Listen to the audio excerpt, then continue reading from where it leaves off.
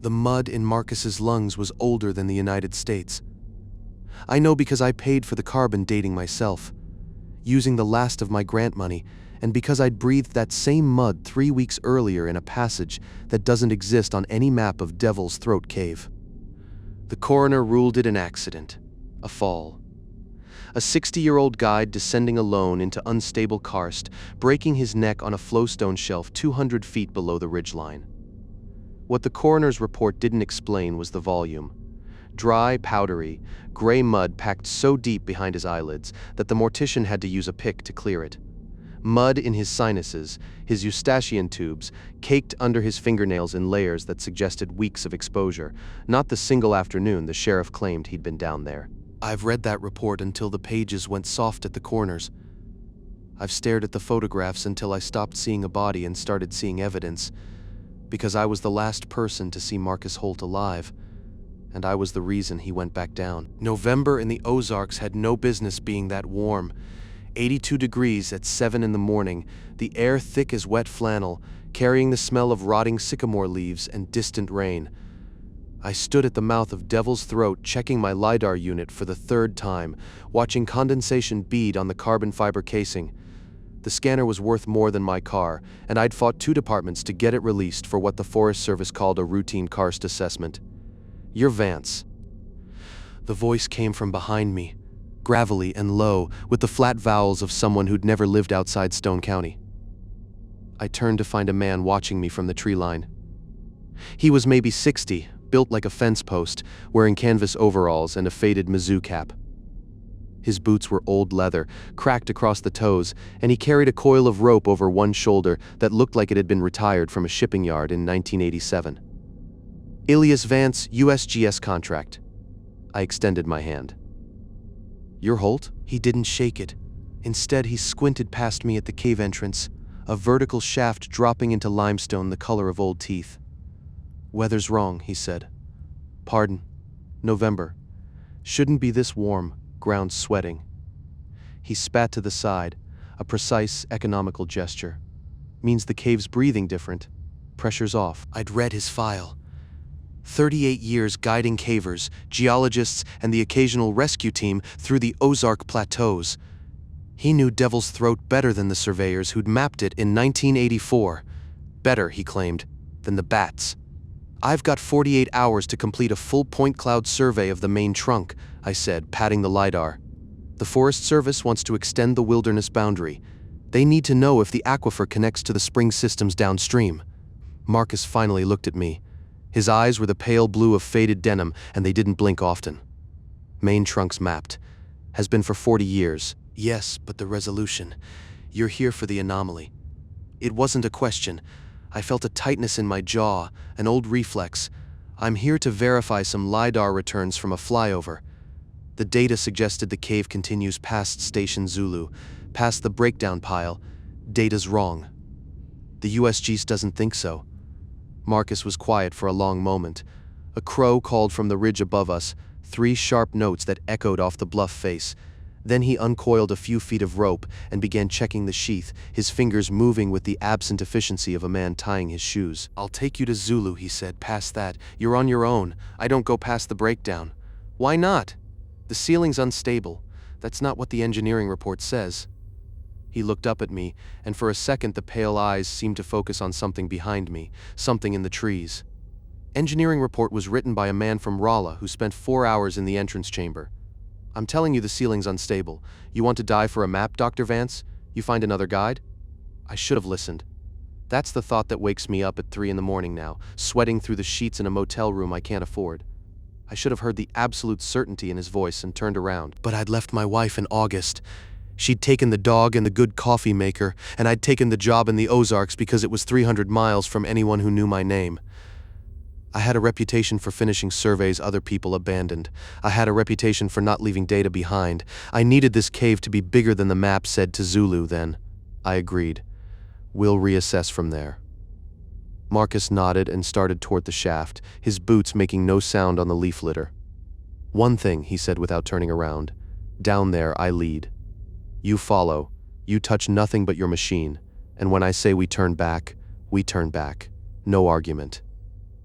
Agreed. He stopped at the lip of the entrance and looked back at me. The morning sun caught the sweat on his temples.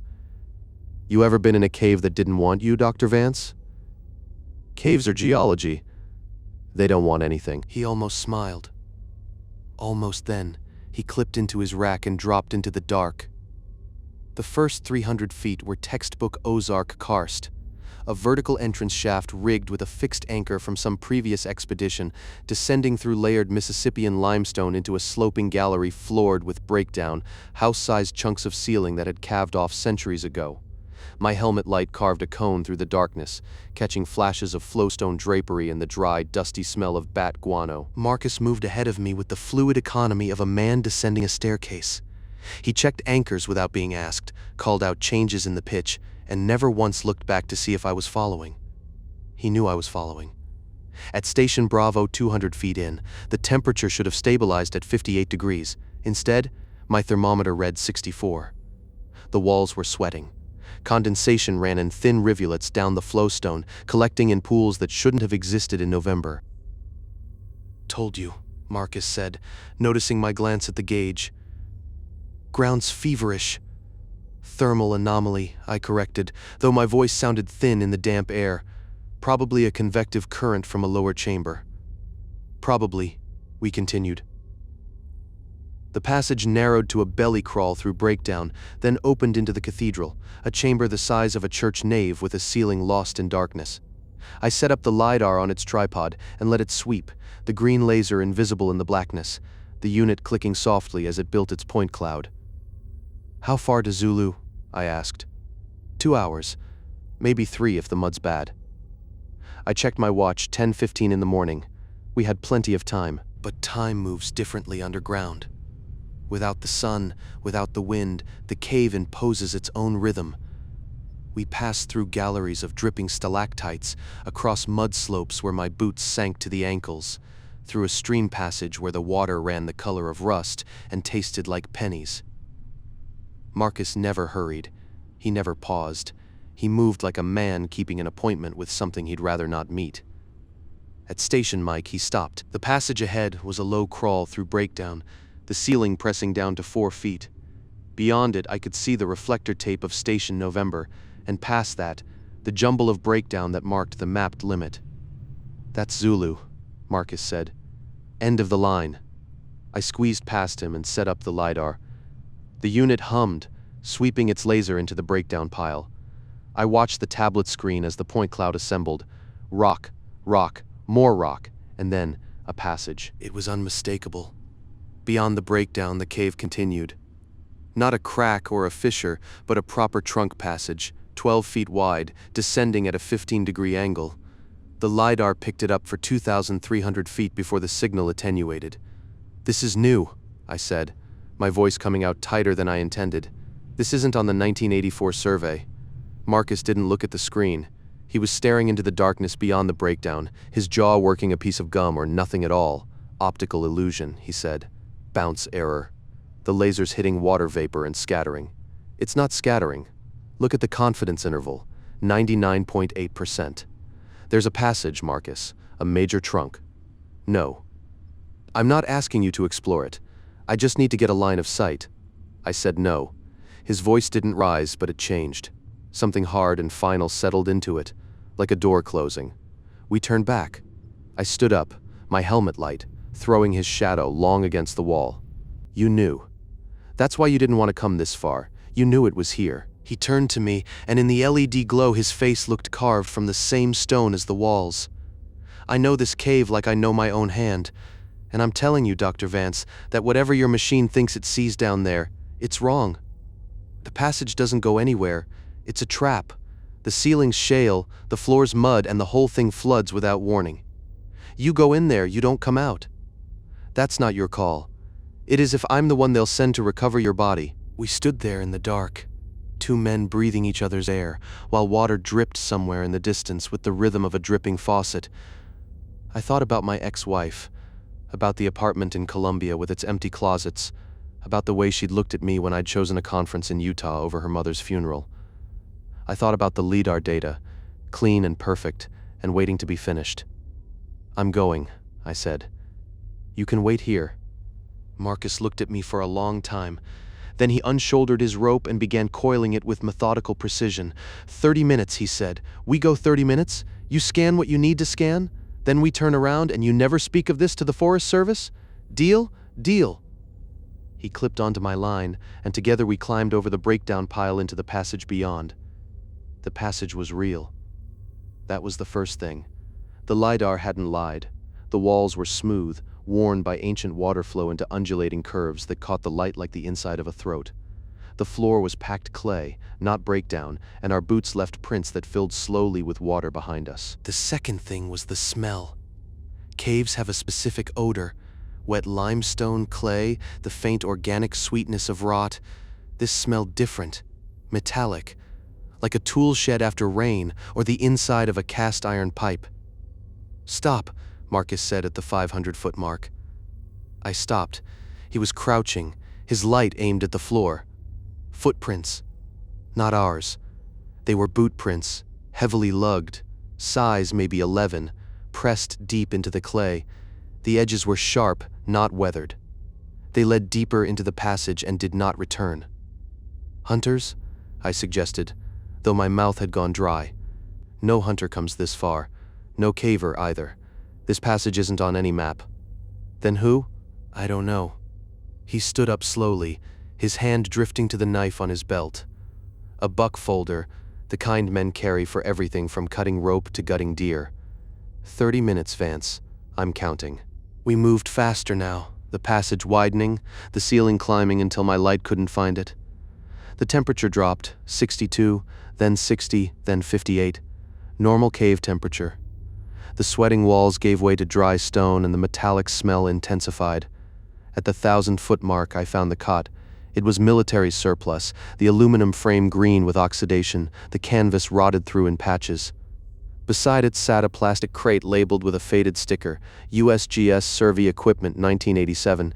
Inside were empty battery housings, a cracked compass, and a notebook. I picked up the notebook. The pages were stiff with moisture. The handwriting precise and small. October 14, continued survey past Zulu. Thermal anomaly persists. Marcus suggests we turn back. I have elected to continue. I read it again. Then I turned the page. October 15th. The passage terminates in a chamber of significant scale. Evidence of systematic modification. Marcus is agitated. I do not understand his concern. The data must be complete. My hands were shaking. I turned another page, and the entry stopped. The last page was dated October 16, 1987, and contained a single line. The cave breathes. Marcus says it's waiting for the right surveyor. I looked up at Marcus. He was standing 10 feet away, his light off, his face in darkness. "You were here," I said, "in 87 with another geologist." "Jimmy Rawlins," Marcus said quietly. "From Rolla? Like you? Obsessed with finishing things? What happened to him?" He went deeper. And Marcus turned his light on. In the sudden glare, his face looked ancient, the lines around his mouth carved deep. And I went to get help. By the time we came back, the passage was flooded. Took 3 weeks for the water to drop. When it did, Jimmy was gone. No body, no equipment, just that cot and his notebook. I looked at the cot, the aluminum frame, the rotted canvas. This cot is 37 years old, Marcus. These footprints are fresh. I know. Then who made them? He didn't answer. Instead, he reached out and took the notebook from my hand, handling it with the gentleness of a man holding a bird with a broken wing. "We're leaving now." The LIDAR. Forget the LIDAR. He turned and started back up the passage at a pace just short of a run. I followed, my mind racing, the notebook's words looping in my head. Evidence of systematic modification. What did that mean? Who modifies a cave? We reached the breakdown pile in silence. Marcus climbed over first, then turned to help me. As I scrambled across the last boulder, my hand brushed the anchor rope. It was frayed, not cut. Frayed, as if something heavy had been rubbing against it for hours, days. The sheath was worn through in 3 places, the core fibers exposed like the strings of a harp. "Marcus," I said, my voice sounding strange in my own ears. "The rope." He looked at it, and I saw something flicker across his face. Not fear, resignation. "It's fine," he said. "We'll use the backup." He reached for his pack, then he froze, His hand moved slowly, deliberately into the main compartment, then the side pocket, then the front pouch. "It's gone," he said. "What?" "The backup rope. I had 60 feet of static line. It's gone." I checked my own pack. My spare batteries were there. My water, my emergency blanket. But my headlamp backup and LED micro light I'd clipped to my harness that morning was missing. I distinctly remembered clipping it on. I checked it twice. "Someone took it," I said. "Someone's been through our packs." "No one's been through our packs." But he wasn't looking at me. He was looking past me, into the darkness of the passage we just left. Then I heard it. Footsteps. Not in the passage. Above us. A slow, deliberate tread, the sound of boots on stone moving across the ceiling of the chamber. Impossible. The ceiling was solid limestone, 40 feet thick, but the sound was unmistakable. Thump. Thump. Moving from the entrance toward the breakdown pile. Marcus's hand was on his knife. "Turn off your light," he whispered. "What?" "Turn it off now." I clicked it off. Darkness swallowed us, absolute and suffocating. The footsteps continued, slow and unhurried, directly above our heads. Then they stopped. Silence. Not the silence of an empty cave. The silence of something holding its breath. I became aware of my own heartbeat, the blood rushing in my ears, the taste of copper in my mouth. I counted seconds. 30. 60. 90. Then the radio crackled. The sound made me jump. Marcus grabbed my arm, his fingers digging into my bicep hard enough to bruise. The radio was on his belt, tuned to the surface frequency we'd established with the Forest Service checkpoint. "Below the water table, repeat, do not descend below the water table. Storm front moving in, flash flood warning for all." The voice cut out. Marcus fumbled for the radio, his face illuminated by the green backlight. "This is Holt," he said. "Say again, surface." "What storm?" "Static." "Surface, this is Holt. What is your weather?" A long hiss of white noise, then clear as if the speaker were standing beside us, a woman's voice. "Marcus? It's raining, baby. It's been raining for hours. Where are you?" The radio went dead. Marcus's face had gone gray. He stared at the unit, as if it had bitten him. "Who was that?" I asked. He didn't answer. He was breathing hard through his nose, his chest heaving. "Marcus? Who was that?" "My wife," he said. "My wife, Linda. She's been dead for 12 years. We ran. Not toward the entrance that would have meant climbing the shaft, and the rope was compromised. Marcus led me instead through a side passage I hadn't seen on the way in, a narrow fissure that angled upward through the limestone. We moved in darkness, feeling our way, our hands raw against the rock. Behind us, I heard something moving through the main passage. Not footsteps, a dragging sound like wet canvas across stone. The fissure opened into a chamber I didn't recognize. My light was still off. I was too afraid to turn it on, afraid of what it might show. But Marcus knew the way. He moved with the certainty of a man walking through his own house in the dark. Then he stopped. "Listen," he whispered. I listened. At first, nothing. Then, a low, continuous rumble, felt more than heard, vibrating through the stone beneath my boots. "Water," Marcus said. "The storm, it's here. We're above the water table." "You said." "I said a lot of things." He turned on his light. The chamber was massive, larger than the cathedral, larger than anything in the mapped cave system. The beam of his headlamp couldn't find the far wall, but it found the ceiling hundreds of feet up, lost in shadow, and it found the floor. The floor was not stone, it was wood. Planks, weathered gray, laid across the cave floor in a grid pattern that extended into the darkness. Support beams rose at regular intervals, hand-hewn timbers braced against the walls with iron brackets that gleamed dully in the light.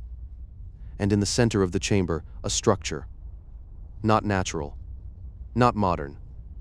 A cabin, or the remains of one. Log walls, a stone chimney, a door that hung crooked on leather hinges. Smoke stains on the ceiling above it. the smell of old ash and older wood. I turned on my light. The LED beam joined Marcus's, and together they revealed the impossible. The chamber was a settlement, not a camp, a village, 12 structures, maybe more, extending back into the darkness. Some were intact, their roofs intact. Others had collapsed into piles of rotted timber. Between them ran paths of crushed stone, and along those paths, boot prints, dozens of them, fresh, leading to the cabin with the crooked door. What is this? My voice came out as a croak. Marcus, what the hell is this?